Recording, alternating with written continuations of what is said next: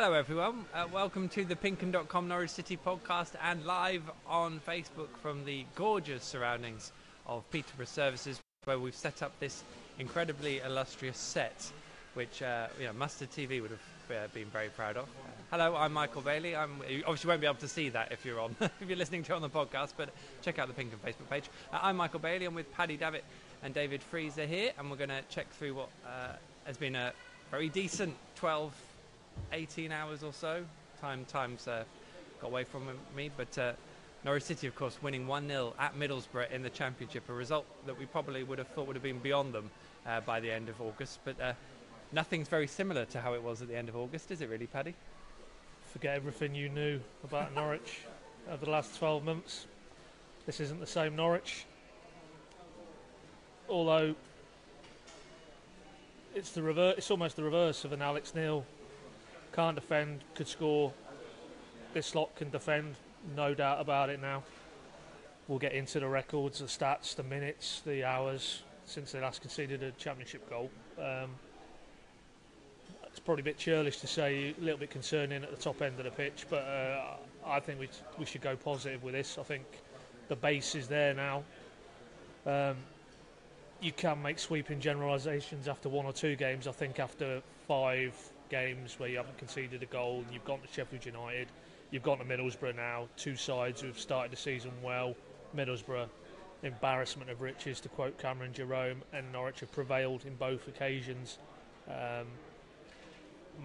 Massive amount of plaudits to go to that group of players and the head coach and his coaching team, because the transformation from Millwall and Villa is vast.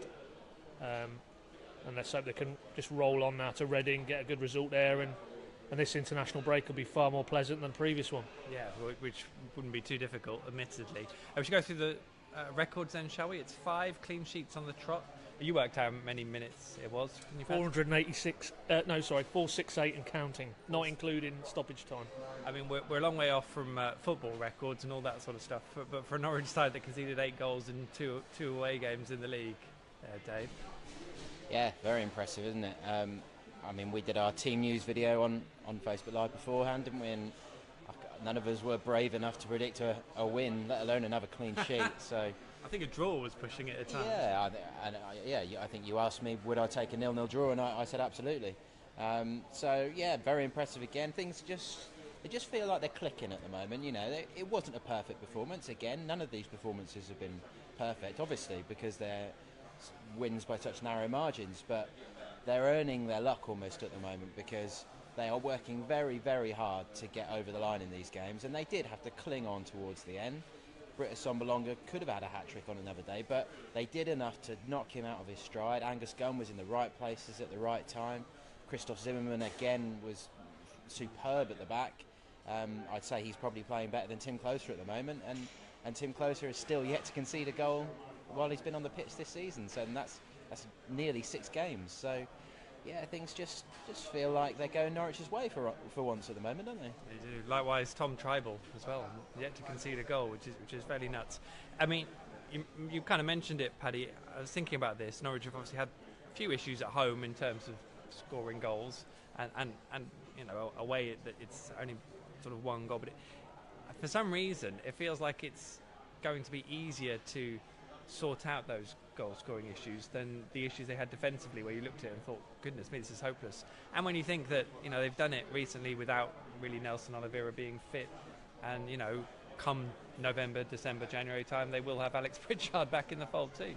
He's the one for me. He's the one. That's why I'm not concerned. You have to state a fact, because our esteemed colleague Chris Wise made the point that from 3 goals scored, they've garnered 11 points. That's a phenomenal return, but you can't expect that to continue now for the duration of this season. They will need to start scoring goals in more multiples than 1 a game. But with Pritchard back in the mix, we saw towards the end of last season, scores goals, creates goals, makes everything seamlessly tick in the final third. So that, to me, is a massively exciting prospect to harness him, which probably for the lad himself would mean him dipping out of the team, because I don't think you can play Maddison and Pritchard in the system they're in at the minute, and that would be hard on James Maddison, because again last night I think he showed he's now reached the point where you missed him against Bristol City. And for me, he's ahead of Wes, he's ahead of Naismith when fit. And that's a massive compliment to the lad, because he's still learning his trade. But obviously, I think once Pritchard's available, you would have to tip him out. But what we're talking about, Middlesbrough squad, what a positive that would be, that you've basically got a lad like Maddison who can bring in as and when and change the game. Yeah, I mean, you can't overstate defensively what they have done, because they weren't in games. You know, we keep going back to Millwall, keep going back to Villa. Those games were gone by half time. They were just never giving themselves a chance, whereas now they're always in the game, and obviously it helps them when they get their noses in front, as they did again last night, because then they've got something to hang on to. And I honestly cannot, in my experience of covering Norwich, remember a transformation in this relatively abbreviated time frame to this degree. To go from a team who looked completely lost. Dave talked about Zimmerman at Villa, Zimmerman at Millwall to a lesser extent, more Marcel Franca that day. He looked totally out of his depth. Last night he looked like, and I use the word in the paper, Colossus. He was phenomenal last night, and he really is the poster boy for this transformation in such a short period of time. And now everything for me is positive. It's looking forward. It's what can this group of players do now this season, rather than this is going to be a long old drawn out affair and maybe mid-table beckons. I think sights can be raised higher now. And it is a group of players, so we should make the point maybe that Marco Stiepermann didn't start because of a knock. He did come on, so it's not too bad. Nelson Oliveira came on towards the end as well, so his knock isn't too bad now, and hopefully both are able to carry on where they left off. But we had James Husband coming in. As far as I'm concerned, the last 2 or 3 games, James Husband has looked like the player that Norwich would have no doubt hoped they were bringing in, not the one that looked a little bit lost and was getting a hell of a lot of stick in the opening few weeks of the season for his positionally more than anything. Likewise, Cameron Jerome, yes, he didn't score last night, but the work rate he put in that at least gave Norwich something to feed off when they did get forward made a big difference. So I don't really have any issues with either of those 2 performances, whereas some fans are maybe still inclined to give those 2 a bit of stick. Yeah, I mean, very selfless from Jerome. I think that's probably the word to sum up his shift last night, and to maybe a lesser extent on Saturday against Bristol City. He really had to work the channels hard last night for not very much reward. I mean, Maddison, wonderful bit of play in the second half to give him that chance that he perhaps should have finished and would have really put some gloss on a special performance. Mario Vrancic as well was unavailable last night, wasn't he, after having shown signs of looking brighter in recent games. And yeah, I'm with you on Husband. I think he stood up to it manfully last night against probably certainly the liveliest players we've seen against Norwich this season in Adama Traore. He's a ridiculous championship player. It's like he's playing at a different. It's like he's playing in the old SWAS and someone's giving him 11 speed. It's not. No one can get near. It's ridiculous. Yeah, he is absolutely electric. Unpredictable as well. I would imagine he's a nightmare for a manager, because you're going to struggle to harness him. I don't think he knows what he's going to do next a lot of the time. And Husband didn't shackle him the whole time. Tim Closer did have to step across and help deal with him a couple of times, but the biggest thing for me was Marley Watkins realised that he had to get stuck in, he had to support Husband, because he wasn't going to deal with him on his own. And also Cyrus Christie is almost the Kyle Walker of the Championship, isn't he? He's got a lot of pace going forward, he likes to get the ball in, he's got a good cross on him. So that was a big call for Husband last night, and Stiepermann clearly wasn't fully fit when he came on either, was he? I mean, he took one for the team with one booking, didn't he, when he knew he was beaten. So yeah, that was a real team effort last night. And a nice little stat as well, Angus Gunn, that was the first time they've won at Borough since 1988, when his dad would have been in goal. So everything's ticking the boxes at the moment, isn't it? Very nice. I say it's all very nice for us. Norwich seemed to be annoying everyone else greatly, and the Borough fans couldn't believe this Norwich side that turned up, scored, and then just shut up shop. Imagine doing that as an actual tactic, Eitel. There's that. They were late coming out the second half as well, weren't they? Which they seem to like doing. No, well, not late, but later than the home team. No, that's just Norwich time. That's all that is. Yeah, man. I mean, they do seem to be annoying people, opponents, but yeah. Little old Norwich, nice old Norwich, lovely place to visit, lovely fans, harmless. they're all, don't get me wrong, they're nice attributes to have, but you know, if you're going to do anything in this league, you need a bit of devil about you, and I've got no issue at all with that. And obviously, you know, keep going back to Mr. Wilder, but I'll guarantee that they will be adopting similar tactics at suitable points during the season, as will every club in the Championship. So, to me, hearing those sort of things is almost a backhanded compliment, because it basically means Norwich are getting under the skin of these teams, and you know, they know now. Gary Monk referenced it again last night. He knew as soon as Norwich got a goal in front, it was going to be a tough night, because they've obviously seen the recent games and how Norwich have set about the task. If Norwich are now gaining a reputation that this isn't a team you can basically run over the top of, as was the case at times last season, then long may that continue. as was the Times last month. I mean, it's, as we've said, it's such a nuts turnaround. Interesting little question here from Colin Anderson. Get your questions in. I'm trying to keep track of them here. Was Gary Monk really doing a Wilder with his complaint that they gifted Norwich a goal? I mean, we were probably taking the mick, because it's funny to call a 20-yarder a gift, but it was poor defending, wasn't it? As well? I think the reality, he was clearly focusing on the deficiencies in his own, namely Christie, I think, who got harried out of it in a dangerous position deep in his own right back area. Watkins has profited from that and rolled it to Maddison. From the point the ball's been rolled to Maddison, there's no gift element to that at all, because that was a wonderful instinctive finish. You know, the self-belief that a young 20-year-old kid has got there to take the ball one touch, have a picture in his head, and then execute it as well. The accuracy with which he slot. There was a great camera angle after it, and the ball seemed to me to be increasing in velocity as it went past Randolph and hit the back of the net. The purity of the strike was top draw, and we've seen that. The lad's got that in his locker, but yeah, it was very churlish. But as we've just touched on, you know, if opposition managers are getting the hump, long may that continue. Definitely. I mean, that's something we levelled at them after the Millwall game, wasn't it? That they weren't streetwise enough. I mean, we stuck it to them in our post-match stuff after Millwall, as all the fans did. I'm sure if Stuart Webber, Daniel Farker, any of the players had watched our videos after that Millwall game, they would have been hurt by it, but they also wouldn't have been able to complain about it. That day was an absolute nightmare, and during that very long international break, when we were all so worried about what was to come the other side of it, we were questioning, does Daniel Farker have what it takes to handle the Championship?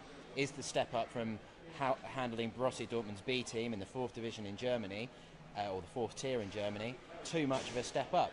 The guy has answered those questions fantastically, and he deserves a huge amount of praise for the way he's led them through this. And he hasn't shown any element of being a bad loser in the way that Gary Monk or Chris Wilder has he? He's got class, and I think that's something that Norwich fans really like about the guy as well. He's got a personality which is very likeable. You know, they lost at 4-0. He wasn't there going, "Oh, Millwall bullied us. They were so horrible to us." He just accepted that they were poor on the day, didn't he? And I'm really pleased for him. But this is now the basement, as he's put it, the base level. They set their standard. They've got to stay above this standard and improve if they're going to have success this season. You know, edging these games isn't going to continue throughout the season, you wouldn't have thought, unless they can get Alex Pritchard and Nelson Oliveira back and firing to give them that extra little bit of quality. They are still going to have to go through more gears to have success this season, I would have thought. Phil Brooks has been in touch. He says, "I'm glad we're annoying fans and managers, tired of being good old Norwich with friends everywhere but going nowhere," which is succinctly put, Phil. If you go to the PinkUn.com and find the podcast feed, you'll be able to hear from James Maddison, who's, of course, a rather man of the moment last night. Just a little word on Middlesbrough. I mean, one of the iconic images, really, of last night, wasn't it? Johnny Howson walking over to the Norwich fans to applaud them while Norwich City were having their little huddle post-match behind them, and we'll maybe talk about the effects of the huddle and what have you, because it seems to have captured a little bit of imagination. But Gary Monk's squad, I think I literally said if he doesn't get that lot up, it'll be a managerial failure, because they do have so much talent at their disposal. The place, we saw flashy lights before kick-off, so they've clearly invested a lot in what's going on there. And we said before the game, does it reminiscent of what Norwich had to deal with last season, as well as what they had to work with? It's identical for me. It's identical. And Jerome touched on it pre-match Monday when he spoke to the media at Colney, that they are effectively the Norwich of last season as it stands. You know, they've got this, let's be honest, they could put 2 11s on the pitch in the Championship and be more than competitive. The calibre of a player on their bench, experienced Premier League operators, Ashley Fletcher, £8 million purchase from West Ham. Bamford, okay, didn't do it at Norwich, but this level previously for Middlesbrough, he absolutely tore up the division. And they're on the bench. It's just, I don't think I've seen on paper, and that's probably the problem at the minute for Gary Monk. We haven't seen a more powerful squad this season so far, and I don't think we will do. Maybe Villa might rival it, but other than that, but it's translating the raw material that he's got at his disposal into tangible results on the pitch. One of the local hacks after the game in Monk's presser more or less put it to him. He said, you've got £37 million worth of striking talent there tonight. Never really looked like scoring a goal. Okay, there was one or two chances for a Sombolonga, but for the quality of strikers and forward players they've got, they're not getting enough bang for their buck at the minute, and that for me was where Norwich were last season. Not so much maybe going forward, but certainly defensively. They for supposedly the talent they had in their ranks defensively, they couldn't optimise what they had, and it looks like at this stage, having seen them firsthand last night, that Middlesbrough in a similar sort of pattern really, but you just feel that at some point that will click and then they will be strong, but it needs to happen fairly soon, because by all accounts that's been pretty much the fare they've been serving up this season, going behind and maybe then managing to get back on level terms, but last night they found a team too good for them defensively. They did indeed. I mean, I'd be amazed if they don't finish in the top six, just given all the quality they've got. Alan C. Barnacle and Maddison is just pure quality. David Lee, yesterday we did not miss Johnny Howson anymore because we had Tom Tribal. Tribal's passing ability is better and willing to throw himself to the tackle. Tribal for player of the season. Get in there early, David Lee. I like that. You had a nice little line about Tom Tribal over breakfast, Dave. I said, Tribal made Howson look like an OAP. And I think I'll stand by that. I mean, Tom Tribal, it really does look like a find. If he manages to keep his current level up, then he's going to be nailed on for player of the season, isn't he? Unless Christoph Zimmermann also continues at the same level. I mean, he's looking very good. He really has a knack of being in the right place at the right time defensively. When things are breaking down in midfield, similarly to Alex Tettey, but maybe a little bit further forward. He's a bit closer to the halfway line generally, and he really got stuck in again. I really do like him. Look, there's good stuff all over the pitch, really. I mean, Yannick Wildschut tried hard, didn't he? He got a fairly harsh booking. I thought all the bookings were a bit harsh, to be honest. The referee was a bit petty, really, during the game. I think that restricted Wildschut a little bit, but he again worked hard, didn't he? And I think that's the thing that's been instilled. I go back to a couple of weeks ago when Daniel Farke had said words to a similar extent of, you've got to defend as if your life depends on it. And I feel like that has got into the whole team now, and they're doing that. Great footage of the huddle post-match with Daniel Farke and the team. Something they haven't done so far this season, but to me a completely visible sign of the togetherness that's in that squad at the moment, built off, of course, a very good run, which makes it easier. But really interesting to see them do that. Likewise, Daniel Farke taking a couple of minutes just before he spoke to us, and you, Paddy, after the game, just not doing anything, just collecting his thoughts, which I thought was interesting for him to do that in a sort of public place, but round the corner away from everyone else. And I guess we've got to mention the 428 fans who made the trip. I think there were more than 1,000 people at the Beanbag back in Norfolk, and I'm sure you all enjoyed the game. But 428 fans on a Tuesday night, I mean, that is reward, isn't it? 3 away wins out of 3 in the space of 10 days, whereas it took them 9 months to pick up 3 away wins before that. Yeah, I mean, it's almost, again, I don't want to sound negative or churlish, but it's the home fans who probably are feeling a little bit shortchanged at the minute, which is the total polar opposite to last season and a few seasons with Norwich away from home, certainly in the Premier League as well. They've always found it far more difficult to replicate that Carrow Road consistency, but that was a long trip and would have been late when they got back, but I bet it felt a lot shorter journey shooting back down the A1, because they're seeing a team there now who know the job and are able to dig out results in very difficult situations. Farke himself said, I'd agree, much like Bramall Lane, I don't think there'll be too many, for all Middlesbrough's struggles to click, who will go to the Riverside and come back with 3 points. Worth reiterating, that's their first league defeat at home this season. They'd only dropped 2 points previously. These aren't statistical quirks. These are, to me, are symptomatic of trends now that are becoming ingrained. And as you say, that was encapsulated, I think, by the huddle, because they felt as a group, coaching staff and players, that was a significant step forward last night, given the fact it was Middlesbrough away, quite rightly touted for promotion again, immediate return back to the Premier League. To go there, do that with depleted options, you know, you can see the belief. The belief is visibly growing in this group of players, and the test now is, can Farker just keep on at them, keep on their case, don't let anybody get carried away. He talked about feet on the ground. That'll probably segue into Josh Murphy. We're probably going to get there, but he talked about the young lads not believing their hype, and I think that's now, to take Dave's point about Farker, and he's learning as well on the job. He's got through a very, very difficult early phase of his Norwich City career, and he's now into a period where, can he maintain this now? The momentum's there, the stone is rolling down a hill, can they continue it? Yeah, we'll touch on Josh now, shall we, because he's had a couple of questions about it. Josh not involved at all, which I was assuming would be just to give him a rest, but it does seem like something has happened between Saturday's game, when he was involved, and when Daniel wanted to take his team down to Middlesbrough, and whatever it is, I guess we'll wait to see if he turns up at Reading next weekend.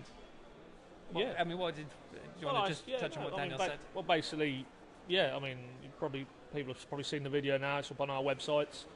That was my final question to him in the presser. Was Josh rested? Was there an injury? And you could tell his almost demeanour had changed. I think he was composing himself, what he wanted to say, and it was more what he didn't say than what he did say. But he basically said that it followed on from a point about Madison, where he was talking about Madison and not trying to get too carried away, and it's important, quotes, young players who are told they're the future of the club and how great they are and what a talent they are, that they, quote, need to continue to work and keep their feet on the ground.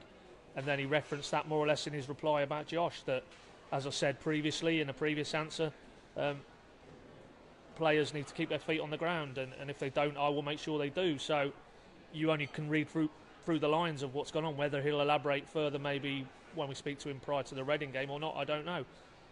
Again, we'll get another signal if Josh is involved at Reading or not, but it would be a pretty clear to state that he feels Josh's attitude probably hasn't been what it needs to be, and as a result, he's maybe just shown him a little lesson there to leave him out of the squad. Even though he had a lot of injuries, he had Oliveira, Houlihan and Stiepermann all carrying knocks or coming back from knocks in Oliveira's case, yet he still wasn't tempted to put Murphy back into the bench. That's good management for me, and he's got the results, so he's been justified. And if you're Josh Murphy now, I would think you're looking at that and you're thinking, I want to be part of this. Exactly. And if it means he's had a little wake-up call and he gets his head down again and starts to work, maybe he doesn't believe his own hype, then again, that's a tick in the box for Farker for me. Absolutely spot on, because he would have just seen James Maddison do that and pick up all the kudos he could possibly get from it. So I'm sure that'll register with Josh. Reading then, Dave, Saturday evening, a team, not many teams have scored fewer goals than Norwich this season so far, but Reading are one of them, and it's not really happening for them, which I kind of felt would probably be the case this season after what happened last year. And they haven't got Nelson Oliveira up front, which a few of their fans were banking on happening as well in the summer transfer window. So you'd have to say Norwich, as much as we were probably wary of going to Middlesbrough, Norwich could possibly pick something up at Reading. They lost at Millwall last night, didn't they? 2-1. They were 1-0 up, and then Reading scored 2 goals in, I think, 80th and 85th minute. Yeah. So Millwall, sorry. So yeah, that was a bit of a crushing defeat for them. They're 18th, 5 points worse off than Norwich in the league. So it's one that, in the current form, Norwich can travel there with a bit of hope. But full well that Norwich cannot take their foot off the pedal here. They have got to keep it at the maximum through to that international break, when they can get another chance to regroup, and Daniel can really work with them in the training pitch again to see if they can maybe find that way to try and bring a few more goals back into it. And Jaap Stam has probably got a bit of pressure on his shoulders, I'd imagine, because they were in the playoffs last year. They were close to promotion, and Norwich fans know from 2002 that the hangover from playoff defeat is hard to take. So it potentially is a good time to go and play them. If they play in the same sort of stubborn way, then I don't think there's anything to fear from it. They lost Danny Williams to Huddersfield, who was pretty much their best player in the summer. They're still relying a lot on Jan Kermorgant to score the goals up front, who is 35, I think, off the top of my head. Ali Al-Habsi was their star player last year, certainly in goal, and he has gone off to Oman, I think, is his home country, isn't it? So that was a strange one that they let him go so easily. Perhaps they were compensated quite well for it, I'm not sure. So it's going to be an interesting one, but the big thing for me is just avoiding defeat. I mean, again, no one wants to see it, but I take a 0-0 draw now. Oh, no, we'll have another poll, Dave. We'll have another poll. Because just to get through, it's 7 games in 22 days this period was, capped off by the Reading game. From that international break where everyone was down in the dumps through to this next one. And we mentioned it even earlier, didn't we, that the dreaded Manager of the Month nomination is probably on the way for Daniel, isn't it? So if they can just get through this period unbeaten, conceding so few goals, well, only 1 goal at Brentford in the Cup, if they manage to keep it yet another clean sheet, then, the hopes really can start to grow and people can start to think about what is possible this season from that starting point at the beginning of the season where the vast majority of us were saying promotion doesn't look likely. Hopefully they can push towards the top 6, but it's not looking likely. Whereas all of a sudden now they've got that solid base to build from. And as Paddy said right at the start of this pod/vid, once you've got Alex Pritchard back in the mix and hopefully a fit Nelson Oliveira, you can start to dream a little bit.